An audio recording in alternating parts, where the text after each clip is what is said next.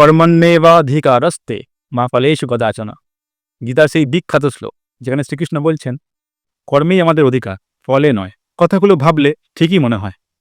কর্ম আর কর্মফল সম্বন্ধে আমরা কতটাই বা বুঝি, কোন কর্মে কি ফল হয় আমাদের এই ছোট্ট মাথাটা কতটাই বা ধারণা করতে পারে।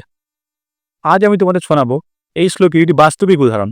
আমরা সকলেই ভাবি জীবনে বড় বড় সফলতাগুলির জন্য বড় বড় অ্যাকশন দরকার, কিন্তু আজকের গল্পটা সম্পূর্ণরূপে আলাদা। যেখানে একটি ছোট্ট টিম, একটা হেরে যাওয়া টিম, এই ছোট ছোট পরিবর্তনগুলির মাধ্যমে হয়ে উঠেছিল বিশ্ব চ্যাম্পিয়ন, জিরো থেকে হিরো। তা চলো দেরি না করে আজকের ভিডিওটা শুরু করা যাক। সালটা 2003। আমাদের চলে যেতে হবে ব্রিটেনে বা ইংল্যান্ডে। ব্রিটিশ সাইক্লিং টিমের তখন অবস্থা খুবই খারাপ।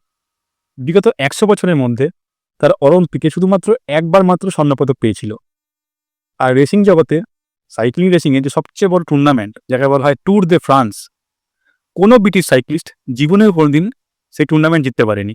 ব্রিটিশ সাইক্লিং প্লেয়ারদের অবস্থা এতটাই খারাপ ছিল যে ইউরোপের বড় বড় সাইকেল ম্যানুফ্যাকচারিং কোম্পানিগুলো তাদের কাছে তাদের সাইকেল বিক্রি করা বন্ধ করে দিয়েছিল।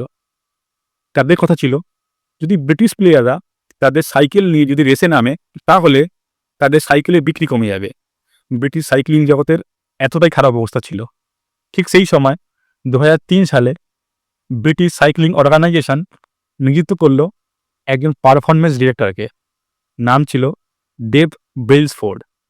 আর সেই সঙ্গে সঙ্গে ব্রিটিশ সাইক্লিংয়ের হিস্ট্রি পুরোপুরি চেঞ্জ হয়ে গেল। ব্রেইলসফোর্ড আসার সঙ্গে সঙ্গে তিনি একটা নিয়ম চালু করলেন, aggregation of the marginal gains. Marginal gains মানে আমরা বুঝি ছোট ছোট উন্নতি, ছোট ছোট পরিবর্তন। এই মার্জিনাল গেইনসগুলোর অ্যাগ্রিগেশন মানে একত্রীকরণ। তিনি বিশ্বাস করতেন কোনো কাজকে আমরা যদি যতটা সম্ভব ছোট আকারে ভেঙে দিই এবং প্রত্যেকটা পার্টে আমরা যদি প্রতিদিন কাজ করি আর প্রত্যেকটা পার্টের উপর আমরা যদি 1% করে প্রতিদিন উন্নতি করতে পারি তাহলে তার অ্যাগ্রিগেশন আমাদের একটা অনেক বড় সাফল্য নিতে পারে। আর তিনি করলেনও তাই। আর প্রথমেই তিনি পাল্টে ফেলল সাইকেলের সিটগুলোকে আরও আরামদায়ক করা হলো, যাতে অনেকক্ষণ সাইক্লিং করলে প্লেয়ারদের কোনো অসুবিধা না হয়। তারপর টায়ারের মধ্যে মাখানো হলো অ্যালকোহল, যাতে টায়ারের গ্রিপ ভালো হয়। প্লেয়ারদের জন্য বানানো হলো এক ধরনের ইলেকট্রিক্যালি হিটেড শর্টস, যাতে প্লেয়ারদের মাসল ঠিকঠাক টেম্পারেচার কাজ করতে পারে। প্লেয়ারদের জন্য এক ধরনের স্পেশাল উইন্ডশুট বানানো হলো, যাতে যখন তারা সাইক্লিং করবে তখন যাতে বাতাসের ঘর্ষণে তারা যাতে স্পিড কম না হয়ে যায়। কিন্তু ব্রেইলসফোর্ড এখানেই থেমে গেলেন না। এই পরিবর্তনগুলোতে অন্যরাও করতে পারত। ব্রেইলসফোর্ড আরও গভীরে গেলেন, আরও ছোট ছোট পরিবর্তনগুলোকে ধরলেন। যেমন প্লেয়ারদের জন্য ম্যাসাজ জেল চুজ করা হলো। কোন ম্যাসাজ জেলে তাদের মাসল দ্রুত রিকভারি হবে, তাদের জন্য অ্যাপয়েন্ট করা হলো একজন সার্জন, যিনি তাদের শেখাবেন যে কী করে হাত ধুলে প্লেয়াররা কম অসুস্থ হবেন। তারপরে কোন ম্যাট্রেস, কোন পিলো ব্যবহার করলে প্লেয়ারদের ঘুম সবথেকে ভালো হবে। এমনকি প্লেয়ারদের সাইকেল যে ট্রাকে করে আসতো সেই ট্রাকের ভেতরটাও সাদা রং করে দেওয়া হলো, যাতে সামান্যতম ধুলোও চোখে পড়ে, যেইগুলি প্লেয়ারদের পারফরমেন্সের ওপর প্রভাব ফেলতে পারে। কিন্তু তোমরা প্রশ্ন করতে পারো এই ছোট ছোট পরিবর্তনগুলির আদৌ কি কোনো ফল হয়েছিল? তাহলে বলি শোনো। ব্রেইলসফোর্ড নিযুক্ত হওয়ার 5 বছর পর ছিল বেজিং অলিম্পিক, 2008 সালের বেজিং অলিম্পিক। এই বেজিং অলিম্পিকে সাইক্লিং ইভেন্টে যত মেডেল ছিল তার মধ্যে 60% গোল্ড মেডেল জিতল এই ব্রিটিশ সাইক্লিস্টরা।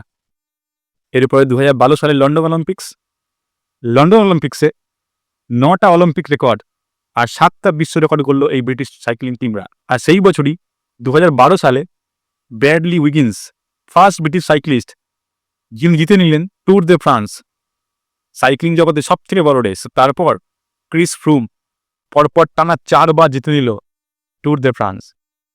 এই 2007 থেকে 2017 মাত্র 10 বছরে তারা জিতল 178টা বিশ্ব চ্যাম্পিয়নশিপ, 66টা অলিম্পিক আর প্যারা অলিম্পিক মিলিয়ে গোল্ড মেডেল, আর 5 বারের জন্য ট্যুর দে ফ্রান্স, যা সাইক্লিং রেসের ইতিহাসে কোনোদিনও কোনো দেশ অ্যাচিভ করতে পারেনি। আর এই সব সফলতা এসেছিল শুধুমাত্র একটা জিনিস থেকে, প্রতিদিনের 1% উন্নতি থেকে। এই কাহিনী শুনে একটাই কথা মনে হয়, শ্রীকৃষ্ণ ঠিকই বলেছেন, কর্ম করে যাও, ফলে চিন্তা করো না। কর্ম করে যাও, ফল অটোমেটিক আসবে।